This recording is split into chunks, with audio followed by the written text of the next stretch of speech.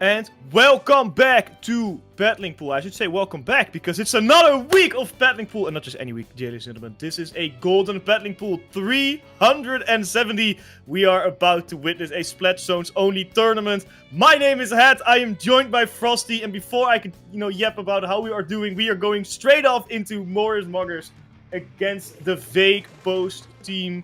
Because I think it's going to be an exciting match. For those of you who don't watch Dapple Productions regularly, the Golden Battling Pools every 10th week is Splat Zones only, giving us some Trident Cup action and some wild stuff, because there are some different maps in this rotation. Starting off already, I love that E-Leader Frosty, and I also love that Splatter Shot from Anon, because that's a weapon you never see being played.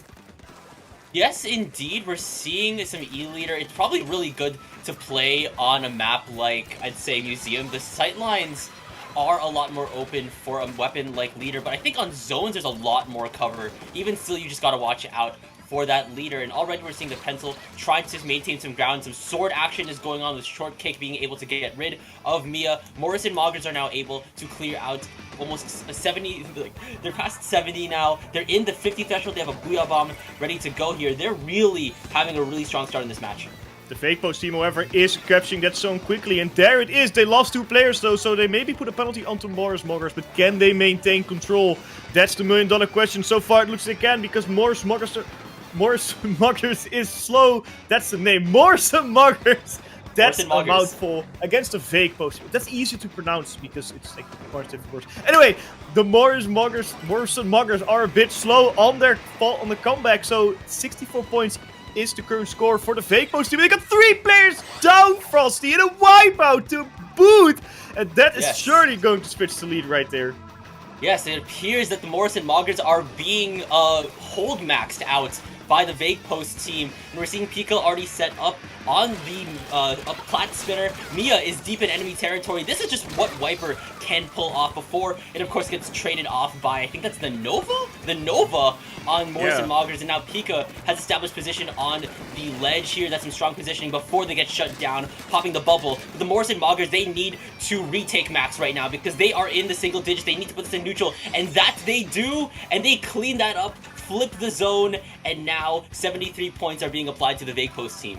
Yo, check Pika for a second. They're right behind that team. So is Brick City with the Splash-O-Matic. Oh, they spotted Pika. The Blasts are gonna fight each other, and the Bullet of Blasters won, obviously. Now let's see if they can find the Stamper too. No, that Blaster with Ace clean double. Of course, their Stamper friend did help a lot. Ooh, sneaky capture from the Vague Post team. Well, Morris and Muggers were busy trying to get rid of those flankers. Very, very well done. 57 points penalty is a huge amount to go through, but 55 points are still remaining for the Morris and Muggers, and they also have to go to their 28 tick penalty. So it's a big hill to climb right now. Today, group stage as well. So they don't have a whole lot of shots to make sure they do qualify for the second part of this tournament. Big shark there by Shortcake. Unfortunately, Frosty, it didn't work out. Yeah, Mia's trying to skirmish right now in the pit. They have a hammer ready to go. They will be popping it to try and get rid of, I think, the Nova on Morris and Moggers here. A little bit of a delay, but they are able to get rid of Anon. The zone is in neutral. Splat M will be able to get rid of Mia here. The zone has been flipped by the Vague Post team, and that is a wipeout for the Vague Post team, as they will be taking a lot more space. They have the sodas ready to go here. They're trying to eye out the Plats here. They're trying to take some advantageous positions here. They are able to get rid of the leader, and Mia has gone to ledging. This is just what Wiper can do with its vertical slashes. They jump right back into the safe arms of the team. The Wiper's gone down. Shortcake has a Booyah Bomb ready to go here. This would be key in advancing the rest of the Morris and Moggers, but Shortcake is being forced to jump out due to the Crab Tank. Stingling over here, holding down the line, has a really interesting angle, overlooking Plats as well as zone, but it has been flipped once again by the Morris and Moggers. Stingling able to jump out here. This will be another potential opportunity for the Morris and Moggers to get points on the board, because they really need to get a foothold on the zone. Well, the penalty is just about to be over, and now they can start scoring some big points here. The Vague Post team, their time is now limited, as they had even the time before. Now it's not as much, because 50 points sounds like a lot, but on paper it really isn't. The zone of neutral though by the Vague Post team, so this is their moment to push in. The E-Leader does go down, the hammer gets rid of that Stamper, and there it is, the retake of the zone. 31 ticks penalty back on the board for Morrison Moggers. 2 players down on the Vakepost team though. If they can play their cards right here, they can get that zone back. We see that Splade looks at Brick City. Can they get the Splash-O-Matic off the field? Because that's a huge hurdle. Yes, they can. Mia now came back to avenge their teammate with success, and the zone still in control of the Vakepost team. They only have 7 ticks of penalty remaining, and 2 players down on the side of Morrison Moggers. I don't think there's a whole lot they can do. They have to push it right now! They were going in. They had to splash, but unfortunately 1 second too late as the Vakepost team takes game number 1. But already, Frosty, I want to talk about these 2 teams because they are looking like they're super closely matched. They both win fights consistently. They both push each other to their limit. And I love how they're dueling with each other. Both of these teams, they almost never push alone unless it is a flank. And they're doing it very, very well coordinated. I think the slight edge from the Vakepost team here was just their willingness to take more space here. I didn't really see a lot of, pushing into the Vakepost team's plat from the Morrison Moggers here. Meanwhile, I think once the Vakepost team, they had their chips in play here, once they got their members onto Morrison Moggers' plat here, they never let go here. We see Mia, we see the Blaster here. See, Mia was able to pick up 2, even when the Morrison Moggers flip zone, boom, it immediately gets flipped back by the Vakepost team. And then when they have this lead set at 4, realistically, all they had to do was just constantly recap it. But we don't even have time to analyze to talk anymore. We're going straight into the bowl of Robo Ramen here. What am I seeing that's different here? Brick City, were they still on Splash? I don't entirely know. Yeah, they're still on Splash. I don't think we see any changes at all. No, I'm fairly positive neither of these players have changed their weapon. They're gonna play what's comfortable for them. And hey, if it works, it works. Especially Blasters on a map like Robo Ramen with all the little ledges. Same goes for that Stamper and for that Wiper. They can wreak havoc if they want to. Ironically, those are the to go down first. Pika with a big flank, trying to get some players off the field right there. Look at the top. It looks like they didn't really get the splats they wanted to, and that allows the Morrison Moggers to capture the first zone. Initially start scoring points tactically out on the field for the Vakepost team though, so they can utilize this stat advantage to push further, but it looks like they are struggling to get out of their elbow, Frosty, as the Morrison Moggers are setting up crazy defense here. They are engaging in a technique known as hold maxing and are able to go into the 50s threshold now here. We're seeing a wave breaker soon to be deployed here, immediately shutting down Mia's hammer. That's very vital. Pika will pop a bubble, but Splat M don't care. They just enter the bubble like it's JJK, but no, they get shut down. Deploying a bubble of their own here. Shortcake's trying to push in. No, they get shut down. Pika gets shut down too. Anon is the only one left on the field alongside the leader Giggle, and they're still able to hold on. They are zone pilled here. Splat M will be landing a pick onto the pencil here. Mia's hammer is getting shut down yet again. Hat, Morrison Moggers are entering the single digits here. Vakepost team, they need to get going. 100-0 is the score they're looking for. The Vakepost team is going in super fast track to neutralize that. Wow! Oh my god. Timeout, guys. Not that fast. Holy smokes. They just evaporated that zone. They actually evaporated it. I don't know how you can do that, but I don't know how it blinked and it was gone. Well, good for the Vakepost team because that allows them to be still in this game almost 100-0 by the Morrison Moggers though. And now they are 3 players down. Unfortunately, you can't always hold forever. This is going to be interesting now. The Tacticooler out on the field inside the elbow of the Morrison Moggers. Now it looks like the Vakepost is trying to hold max this, but they have to worry. Killer Whales out in the field, and look at that pencil. It's super low in HP. The Wiper goes down. Pika is being targeted and is forced to jump out. And this is a moment for the Morrison Moggers to start pushing forward. But their Blaster has respawned as well. Bleem out on the center of the zone. Doesn't get a single splat, and Stamper even got splatted too. 13 points remaining for the Vakepost team. But Morrison Moggers is struggling to get that zone in the green. They need to flip max right now, and we're seeing a lot of paint coming out from Shortcake from Anon, but Anon gets shut down. That was their main painter hat, and with an exhilarating 100-0, from both teams. The Vakepost team will be taking game 2. That was a really strong comeback from the Vakepost team. Well, their name might be fake, their strategy sure isn't, because that is just splatting about. I was worried here for the Vakepost team, I'm gonna be honest, because look at the amount of dominance that the Morrison Moggers were showing here. Literally, the second the Blast got split, there were like 3 people just diving into that zone, and only Anon and Giggle just holding that zone there together. And it took for literally like almost, what is it, 2 minutes in before the Fake Post team finally got it. But when they had it, you see right here in the replay, 100-0, and I believe this was a wipeout at the very last second as well. Wasn't super clear though. I think I saw the wipeout text right before the game and screen just appeared in our faces. But these 2 teams, I was going to say they're on very equal grounds. I think they're still on pretty equal grounds, but the Fake Post team this time I think was clear as day. I don't think it's, I think it's changed their name, honestly. The Something Post team. Finally, something has officially happened. Set your clocks. I think I'm like noticing a kind of a trend between both of these games here. I think the Fake Post team, once they found their footing here, like they had a little bit of a struggle, but then once they found their footing on zone, once they held their ground, they were able to send in some really important, like the really important frontliners, like Mia, like Pika on the Blaster, Mia on the Wiper here. And once they get like the key positions in, say, elbow, they can just start holding them out. They can start hold maxing and out-mog the Morrison. Why am I saying this, man? I am not Gen Z enough for all this maxing, but I mean, come on, I'm almost reaching 30, dude. Yeah, I'm pushing 25. My birth year starts with 99. Dinosaur. 90, Dinosaur. I am. How was Jurassic Park, man? I am actually, it was great. It was great. We had stuff like trilogy, right? We had Internet Explorer, we had the original trilogy, we had Star Wars when it was still cool. We had Internet Explorer too, early 2000s. We had Roller Coaster Tycoon 1. We had Space Pinball. Oh, we had that too. Yeah. I do actually have it on my phone. They made an app with like a one-to-one replica. I paid $2.99 for it. I got. Hey, it's $2.99 well spent. It's offline, right? Oh, wait, you can't really see it. Yeah, it's fully offline. It's without ads too. Yeah. But once we are yapping, I don't know if our next game is already ready because this is I think it is. Stage. So we can go super quickly. But I can still ramble on for a little bit. Oh, I see all this stuff resetting above me. Realistic. Oh yeah, obviously. It's the turn versus Tomodachi. Realistic Tomodachi Life, living your dream. Have you played Tomodachi?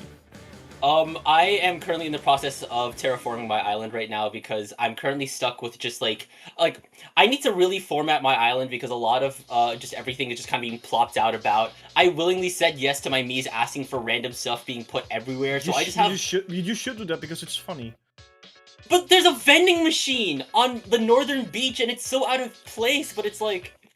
No, I think that's right. If you ever been to Japan, they have vending machines literally everywhere. I feel like it. I feel like it's very much in place. Pat, it's just a funny tidbit before you start up. For some reason, every time someone asks to add me to their island, I am immediately like either crushing on someone or someone is crushing on me. But enough about Tomodachi Life Living the Dream. Let's start watching the actual team Tomodachi Life Living the Dream and Realistic. I'm looking at his weapons right now. Doubles 3 sloshers and a Brella, which name I always forget. It's the custom Brella, right? It's like the newer one. Sorella Brella, yeah. I am in awe of these compositions. I know Slosher has been gaining popularity again, especially like a Dreadnought in maps like My Resort, but getting both of them is definitely a play. Not having a single shooter other than your Charger, which, you know, it's not a shooter at all, so only having buckets and like weird weapons is definitely a play. But for Tomodachi Living the Dream, they are living the dream in My Resort right now because they are already pushing past the 60 mark and looking into going into the mid to low 60s. But Realistic, they're trying to come back, they're trying to set up, and there is that zone capture. Commentator's curse. When they said trying, I mean they were realistically going to capture that zone. Yeah, they're really bringing out a lot of lesser seen picks here. We're bringing out the Sorella Brella, we're bringing out the Squeezer here. And like you said, Tri-Slosher has been on the rise, but Blast from the past, what is this, 2023? We're bringing Squeezer into the mix? That being said, they're still on the hold. The Squeezer able to challenge these interesting angles. They're able to get the pick onto the Stamper here. Miyono, the Tri-Slosher, is able to get rid of the Vanilla Slosher on Tomodachi Life, and they're able to shut down the strikes. They take the lead as well here. They're ensuring that Tomodachi Life cannot be living any more dreams, but here comes the slider from Neo Goated here, which immediately gets cancelled out by the Squeezer. Realistic are now in the 20 thresholds, but these strikes from the bucket may change things. Let's see if they're going to hold on to the zone, though. They have 21 points remaining, but the zone is very, very orange, but somehow still not captured. That dream, they're not living it right now. Finally, they captured the zone, putting a fat 60 penalty onto Realistic. And then realistically take a bit of time to work through that. They tried to neutralize it and capture it. Unfortunately for them, Tomodachi Living the Dream is still living the dream on that zone. Technically out on the field as well. So it is a wave breaker for Realistic. It's a spot you don't see very often. Ooh, big reef slide coming in, but unfortunately, Neo wasn't that goated. Didn't really capture anyone. 3 points remaining of penalty, and there it is. Tomodachi Living the Dream can start cruising for points again, but they have 2 players out on the field. Tri-Strike is trying to neutralize this scenario, and it looks like it's working so far. The zone is neutralized, but not yet captured. There are 2 players trying to paint it, and there's a jetpack. Everything is going on in this Splatoon 2 match. Frosty, but so far, Tomodachi Living the Dream is still doing very well in that zone. Splatoon 2? This is Splatoon 3. I'm Mahiwahi old. wasn't in Splatoon 2. I'm dinosaur, man. The Reef Slider comes out from Neo Goated once again and not claiming any targets. Will it be punished like last time? No, it won't. Dread is still alive. Alibi is going down, and Mr. Butkus with the squeezer, deadly with the squeeze indeed, trying to take the fight onto the pencil, and assisted by the Tri-Slosher, they are able to get the pick onto Fraud Sire as well. 2 members down on Tomodachi Life as Realistic are starting to get into position once again to hold, and Mr. Butkus able to once again challenge these one-way drops with the squeeze tap shot range, and they're almost able to clear out their penalties. They're in the teens. They're going to be entering the single digits. Neo Goated needs to get their slider in position soon, because if they won't be able to cap that zone, it will spell disaster. Neo Goated is now moving into position here, coupled with the strikes from Alibi, and that is a zone in neutral, but not fully capped, and Realistic are back in control. They don't have any more specials to cap it. Alibi is trying to move in, but 1 slosher ain't enough, Hat. They're not living the dream no more. Yeah, they're living a They've woken up. They've woken up. They've woken up. It's now become Realistic. No, we should stop. We should stop. It's getting bars though. That's bars. We're getting out of hand. This is feels like we're talking. This could literally be a fucking Tomodachi conversation. Ooh, that was cheeky. It's okay. Every single time I see a fist bump at the winning screen, it's like, ooh, that's kind of cheeky. My Resorto. I want to talk about this because we went from like 2 teams just basically duking it out like in their face. We went from full-on dukes with the weapons to full-on dukes with the specials because these teams were spamming it. Every single time I looked up, it's like, oh yeah, there's a jetpack again. Oh look, there's another reef slider, and then all of them always missed. Ironically enough, I think it was kind of funny how most of the specials didn't really connect. The special uses of these 2 teams were insane. Of just the quantity of specials that were used, and I think both of them to good effect as well. Maybe not in terms of splash, but they got a lot of paint on the map a lot of the time. So both of these teams, I think, did a really good job on that. Realistically did a bit of a better job, I think. Maybe their composition was just a bit more aggressive. I think the composition was a bit too specific from Tomodachi Living the Dream. I also see a cheeky end-up swap. I also see that they only switched up that stamper to the vanilla one. That's it. That's all they want to do. Hold on, Hat. Do I see Slosher Deco? Is that a Zipcaster Slosher I see with my very own eyes? Thanks, Try. Yeah. That's it. Zipcaster. And already, Realistic have the first cap. It is in neutral, but they cancel the slider. Once again, Realistic, I think specifically the squeezer on Realistic, they're just so consistent in canceling sliders here. And then when you have a weapon like Squeezer, I think that's just something that you could pull off. I am genuinely scared of Squeezer players. Like I don't have a lot of stuff in the world that I'm afraid of. Squeezer players is definitely one of them.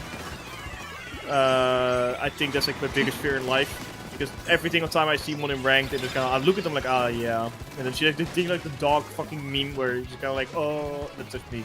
Just see squeeze and I just die. Anyway, enough rambling. Tomodachi Life living the dream. We captured that zone. Are looking to take the lead there. 73 is the current score to beat, and that is easily broken. It's not that for in. Zipcast coming out from that slosher. Can they get some splats in there? Ooh, big splat on that pencil. Looking at Neo. Yes, they get the trade on Neo too. 2 players down. Well done, but Realistic still didn't manage to capture the zone because of that. Because there's still Alibi and Frostsire defending that zone with their life. Frosty, they are not giving up so easily after that first loss. Now, but that being said, though, Hat, 3 members did just go down on Realistic on Tomodachi Life, and Realistic have immediately flipped the board. Alibi immensely outnumbered as Mr. Butkus has activated Flow State, and the rest of Realistic are funneling in, specifically that Squeezer, but no, they go down. Frontsire is able to keep them in check, maybe put them on Front Watch even, and Neo Goated, they're always eager to move in. Frontsire has the Zipcaster ready to go here. They can probably start barreling forward. Here comes some strikes now from Alibi, the slider from Neo Goated here. You always see those 2 specials being chained, and Mr. Butkus has once again activated their Flow State as they shut down those 2 weapons here. The pencil is very low, and Realistic are starting to hold down their line. They're still able to stay in control, but 2 members have gone down. Things are starting to shift in Tomodachi Life's favor as it is in neutral, not for long, as Realistic are back in control. They're just holding down the line, refusing to give up space, and even still, they're still holding down the paint. One more point is all it's going to take, and there it is. The lead has been swapped again. Realistic now living the dream Tomodachi Life wanted to live. 2 players down on that side. 2 Realistic only losing on the ends of... Oh, that's rough. Losing the pencil there as well. And I don't think they grabbed the Tacticooler, because nobody grabbed the Tacticooler. Oh, only the thing did, the Stamper, but just a bit too late as Realistic KOs and takes game number 2, setting them up to continue already because they just won their first round again. Yeah, that is these 2 teams special spamming another 2-0 because, you know, that's how we do it. Panic Pool, and another cheeky fist bump on the side of Realistic. They're really good friends. They're realistically good friends. No, that I think that didn't really work. I think it wasn't just like their key use of specials here, because you have, I think a lot of the specials on Realistic's end, they're a lot more poised to go for like picks and go for pressure here. You have the Zuka from Mr. Butkus on the Squeezer. You have the Zipcaster that was on the Bucket. You have the Inkjet, assuming that they were still on, no, not, they don't have the Inkjet anymore because they were on Zap, but you have the Zipcaster on the Brella here. And then I think a lot of Realistic strat was just constantly maintaining pressure, constantly maintaining picks. That way, Tomodachi Life was always 1 member, 2 members down here. That way, the numbers were just always in their favor here. Tomodachi Life, they were, I think, a lot more inclined on using really key pivotal, like, displacement / painting specials. You just had the dynamic duo of sliders and strikes here. Big SNS. They're able to, like, just take so much space, take zone immediately. But then when you have Realistic here, they're just kind of like they're all in on getting picks, in my opinion, here, and they don't mess around here. We're seeing Miyono dive in with this Reef Slider, able to take down 2 before going down themselves, and then of course you have the elephant or the champagne bottle in the room. You have Mr. Butkus on the Squeezer, just deadly with the squeeze and able to maintain picks, keep up pressure, and then when you have someone taking pressure like that, taking picks, a lot more spaces in your favor. The champagne bottle in the room was a really good one, I'm gonna be honest. Champagne bottles in the room. Pop. That pop. That was a really good. I mean, I want some champagne right now. I got a beer. I got like the cheapest beer I could find because I was poor and I didn't want to buy the super expensive. No, what? Golden paddling pool, you know? Yeah, shooters. Shooters. Okay. It means shooters. Shooters. Okay. But Convenient. Because the squeezers. It was only €9, including deposit for the crate. Oh, okay. I think that's a really good deal for some broke ass guy like me. I'm gonna be honest. Could be. Man, okay. So that was 2 rounds back to back, and at this point, already. Huh? I mean, yeah. the fact that everyone is 2-0ing right now, I mean, it would surprise me if we had a 3rd round straight up, because that's the thing about paddling pool, especially golden paddling pool group stages. These first rounds always go so incredibly quickly. Like, sometimes I remember like doing the first block on this, and like, oh, you have 2 hours of casting, and then like an hour, like, oh yeah, we did all the stuff, so we gotta switch early, so the other casters also have some tournament to cast. Yeah. No, but I think I love the Splatstones only paddling pools. I think they're such a nice addition to the formula, and also so sometimes you know I don't always have the time to cast on Fridays. I mean, I'm busy. Wednesday is my most empty evening, so the fact we also get to cast and for a lot of people play a zones only tournament occasionally, I think it's a nice fresh thing, and it never disappoints. You see way more people entering this because it's not just for playing paddling pool. It's not just for whatever rewards you get on Sendu, the no paddling pool patch, you also get the golden one. You know, I know people hunt patches the second they can get one. I tried. I never got any. I don't have any either. Don't worry. But I want. you know, my team once won a paddling pool. It's the one time I couldn't play. dang. So then you don't have the badge. I'm sorry, Hat. I'm sorry, Hat, man. I got fourth at the original breeze, like the highest I got in that event. That's a reason I'm on the mic nowadays. I don't play the game as much. I feel like I can be at the top of the tournament scene here without actually having to play in tournament. Look, that's brain maxing. Also, why is my light just like blocking all my blocking my face? Oh, my It could be your hat. I think it could be the bill of your hat. My hair is so atrocious. Oh no, yeah, no. I'm like Jimmy Neutron, like straight to the moon. What is he gonna do? Yeah, I don't know what's up with my conditioner, but like whenever I use it, it just frizzes up my hair. It's like I had to like fix it up a bit, but like if you were in my room right now, it's still pretty frizzy. I gotta get like the oils back into it. I gotta shower.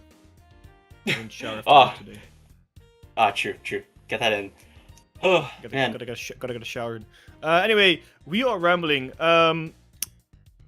I guess we're going on to grape and juice and the grape and juice, not grape juice, grape and juice. They're different, guys. Trust me, they're not the same. They're different. One is a solid, one is a liquid. It's for your homework, kids. However... I know the exams are coming up. That's for your homework. Grape is solid, and the juice is a liquid. And the harvest is what you do to get the grapes, and then you harvest the grapes, and then you turn them into the factory, and you turn them into the juice. See, it's all connected. It's a conspiracy. I don't know if that's a conspiracy. That's just called agriculture and consumerism, I think. I don't think it's consumerism. I think it's primarily agriculture. It's mostly That's the flow of agriculture. It's mostly agriculture. That is the flow of agriculture. You get the fruit, you make a product. I mean, I'm Dutch. I should know this. Our entire economy is farms. Yes. And drugs, apparently. Big pharma. But we still have a lot of time, if anything, because maybe we're still seeing a couple of games in round 2 taking a bit of time. Maybe they're delayed. Maybe they've gone on to game 3. I feel like some have gone on to game 2. I hope some have gone on to game 3. I would be sad if it's only game 2. Let me check. Okay, I see what's going on. Okay, because we're in Group H right now. And then right now we're just waiting on the Harvest, who is they're just finishing. I think they're almost done with their set. They're in game 2 against Permis de Conduire. Yeah. My French is a little bit off, but we're just waiting on the Harvest now.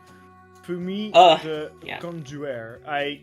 If Pat's watching, at least type us in chat how you pronounce this. Désolé. Because I don't speak any French at all. When I was young, I got to choose between learning German and learning French. I learned neither. Ich spreche ein bisschen Deutsch and parle pas français. That means I don't speak French, I think. I think that checks out. It's just because it's been a while since I was taking French classes in school. Even though I took a kind of enriched French program since I'm Canadian, but that was isn't French like a half the population's native language? I mean, yeah, there's an entire province in Canada where everyone speaks French. No A match. What? No A match? That's definitely. Okay, I'm either getting memed on by Jerian or. It's so 50-50. It's so 50-50 G. Group D. Is it? Oh, we're going to Group D. Oh, we got a Group D. Okay, we're going to anticipated restarter users against floor green? ? And yes. This looks like it. I am so sorry for everyone who's watching. It's like, what are these guys talking about? Because I'm gonna be honest. I'm gonna tell you straight away what we're talking about. We have no idea. We're professionals. We're receiving all the information on the fly and adapting to it in a snap. Splatoon commentating in a nutshell. Can I technically say I'm a professional Splatoon commentator because I did it for Nintendo? That's valid. I officially did it for Nintendo. I kind of had to bully my way in. What the? You sure that's not under an NDA or anything?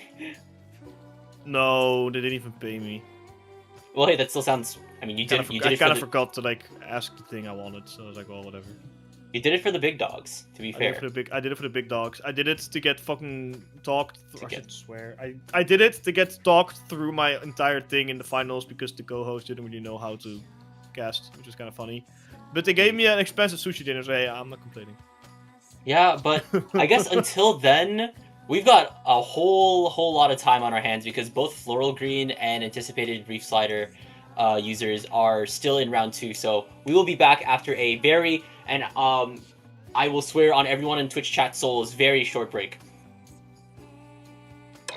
One mic left. I'm watching left guy. Hey, jump. They're jumping forward.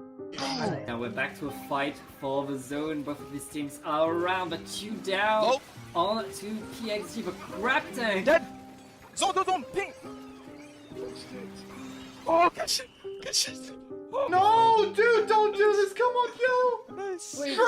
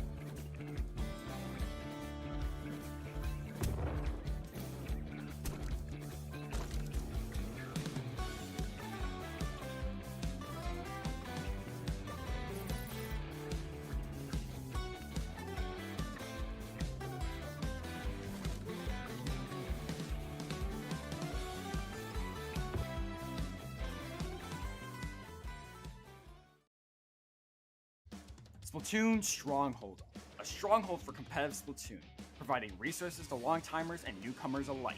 If you're new to the competitive scene or still figuring out how to join, we have a Getting Started guide and plenty of other resources to help you in your journey.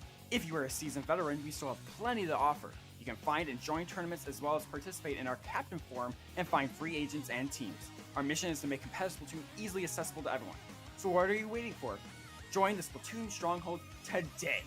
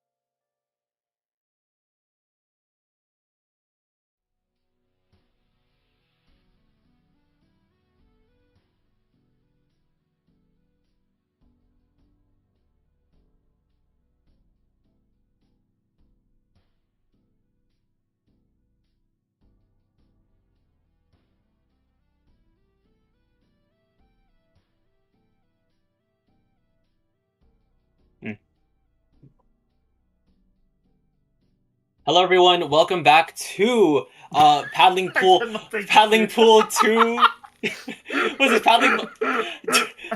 Sorry, the random appearance of the knight right beside me has immediately made me forget what paddling pool we're on. Wow, is that a nail? Thanks, Knight from Hollow Knight.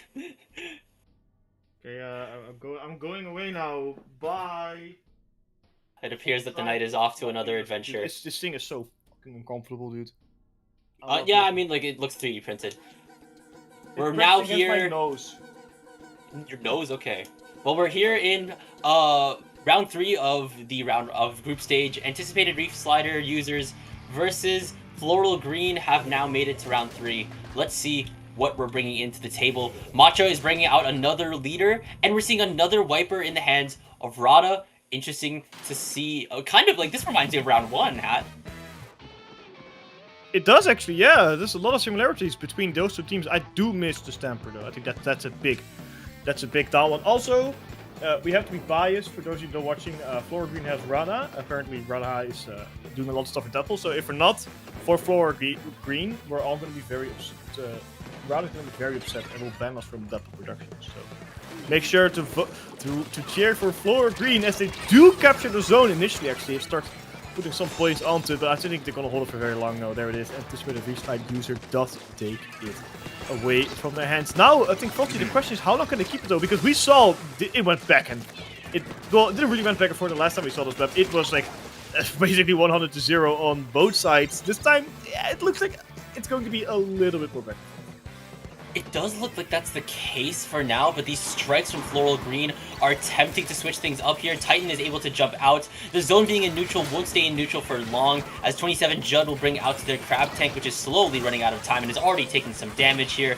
And that won't get a lot of value as it's being forced to drop into the pit here. Gen B able to take down 2 before being traded out, as Driven T will drop down the sodas here. Zone is in neutral once again, as Rada and Driven are moving in. They are able to cap the zone, but the damage from anticipated Reef Slider users is being dealt. They've gotten through halfway of their points, and they're already right back in control. They are fast to get onto the zone. Not even a penalty from Floral Green can really be broken. Ooh, that was one of those players getting caught off guard. That was the splatter shot. Splash Medic down as well. And there goes the blaster too. That Slosher is on a roll right now. And the big shot by the Eater against the Slosher. Very well done, using the Eater's range to its maximum potential. That's how you should use the thing. And the penalty from Floral has been broken, and they're starting to push 4 points. 71 is their current score. They're looking to get 46 with the neutralized solo. That might be a little bit more difficult. There's nobody in the zone as well from Floral Green. They were all pushed out of there. Ooh, big push coming in by Titan. And by Ivilo, yeah. Ooh, there goes Rada with the hammer, but that hammer is really going to connect to anything. No, it does actually connect to something, but quick splashdown to trade. As anticipated, Reef Slider users are still in control. Broken to the penalty, Frosty, and are looking to get a KO at this rate.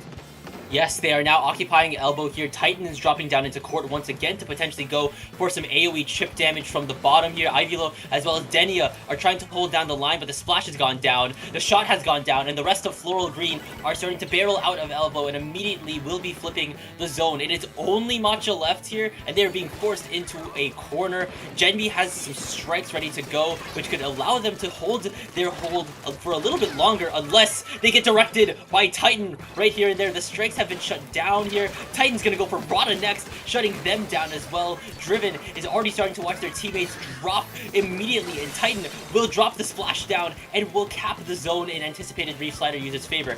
Funnily enough, they don't have any slider weapons. I feel like I'm being scammed right now. I'm gonna be honest. I want my money back. This is not what I signed up for. I signed up for Reef Slider users instead of get freaking Zuka users and an E-leader. I mean, come on, what's the least entertaining thing to watch in Splatoon? No, I'm just kidding. They do still have control of that zone, and the anticipated Reef Slider users are not giving up so quickly. They did lose 2 players though, so that will be an easy capture for Floral Green, but look how long that takes! It took so long. There wasn't even anyone on the zone. I feel like right now the Floral Greens are just a little bit disorientated right now. They are not playing the way they should be. I think now, after they captured the zone, they finally got their act back together with a wipeout on the side of the anticipated Reef Slider users. And now with their penalty gone, they can actually score some big points here because they have full control of the elbow. They got rid of the E-leader, and they are defending with their lives. And 3 players not again, Frosty. They went from being confused to being on top of their game. Yeah, exactly. They just got their act together. They barreled through elbow. They're now in the teens and are poised to take this lead back, but Rada has gone down here. The lead will be taken, but anticipated Reef Slider users are storming the zone here. Jen has gone down. Genby is in an isolated duel, trying to shred the crab armor. Titan is in elbow here. The rest of anticipated Reef Slider users, they're a little bit scattered here. Titan has gone down to Rada. Genby is moving in for the flank. They're able to get rid of Matcha before going down to Driven, who is then going down to the Shug, who then goes down to Judd, who has Ivylo in their sights here. Titan has now jumped in. Rod is able to trade out Titan. Ivylo is still alive. Judd is trying to take them on. They go down. Flow stage is activated here, but no one from Reef Slider users are there to stop Floral Green with that very, very key comeback, as they will be taking game 1. I think we actually might look at the game 3 scenario. If it goes this way, these two teams both are doing an excellent job in getting their stuff right. I feel like at the end it was indeed the Floral Green who just came back a lot stronger as they finally got their act really together. They lost it a couple times during this game, especially in the beginning. I was a bit worried for them, but now I think they can definitely either be 2-0 for the Floral Green if they keep their act up like this, or anticipate the Reef Slider users actually gets a Reef Slider in there and they can probably push it on to game 3 if they really wanted it to. But what a comeback from Floral Green, especially when they were hanging on for a long time, but they were struggling so much with actually getting something done as a team until that wipeout. Yeah, it looked like they were a lot more poised to be playing a little bit more isolated. I think working with the AoE that, say, Bucket as well as Viper has here. But then I guess like when they're able to work together, they're able to just take space a lot more efficiently here. And we saw them just take the zone and then start holding space here. And then even when anticipated Reef Slider users, even when they got a little bit of a zone flip will not be enough. You need to cap that and then potentially work that in overtime. But overtime didn't even happen. So Floral Green took a lot, I think they worked a lot with stealing that momentum here. They took that momentum, they ran with it, and ensured that Reef Slider users will never get that for the rest of Robo Ramen. So, yeah, that's game 1. It's a good game. It's a good game. I am waiting for what game 2 is going to bring us, because I had it open like a second ago, because Mechomart. Always Mechomart. Always brings us interesting games. Ever since it launched in Splatoon 2, I think it always gives us like straight up bangers, because so many weapons are viable. You can do so much atrocious stuff, and most players, especially the more veteran players, they know this map like the back of their hand. And I mean, it's also very, very small. It's wide, but it is small, so it's definitely something which is, the map itself already creates chaos just by existing, and that is combining the fact that there's so many ledges. Robo Ramen has this as well, and I think that's great for such a very fun map. So many thick, big ledges you can climb on, you can blaster around them. I think Titan is definitely going to have the time of their lives. Genby with that slusher as well, because the slusher not as well. I think it works basically as well on those ledges, but only time will tell how these two teams are going to go, because anticipated Reef Slider users, they have to win this game because they really wanted to get a game 3, and I also kind of want to have a game 3 on stream before we leave, so let's see how they're going to do it. Looks like it's 2 players down on both sides though, and Floral Green is the team to capture that zone first. Titan is still alive though and is pushing forward, and because of that, forcing Rada away is allowing anticipated Reef Slider users to capture that zone. Raha with a hammer, trying to get it back when their team is respawning, but it's going to be a little difficult with 2 players down though. It should be a very easy capture. Effective 3 Frosty for Floral Green, as they are now setting up their defense.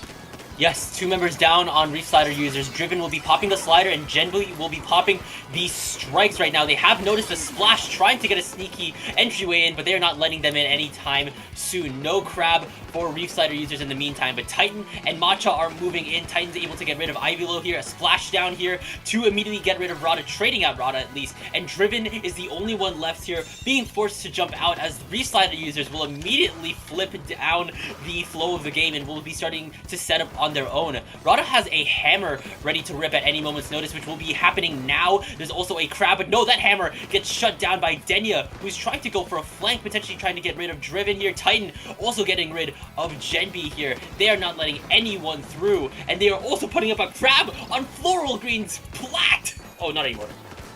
Well, the crab definitely was helping a lot because it did slow Flower Green down, but now Flower Green has put a crab on their own plat. This pushed a little bit back though, because I don't think they really want to be down there, or up there, especially when there is a splatter shot below. They can just easily get rid of you, but it's a very well placed crab nonetheless, and it helped them recapture that zone. Even a lot of players of Anticipated Restart users around the zone. They are pushing it in though, and they do have a cut clear at the ready, so this should be a very easy retake as Flower Green only managed to take a couple points off their penalty.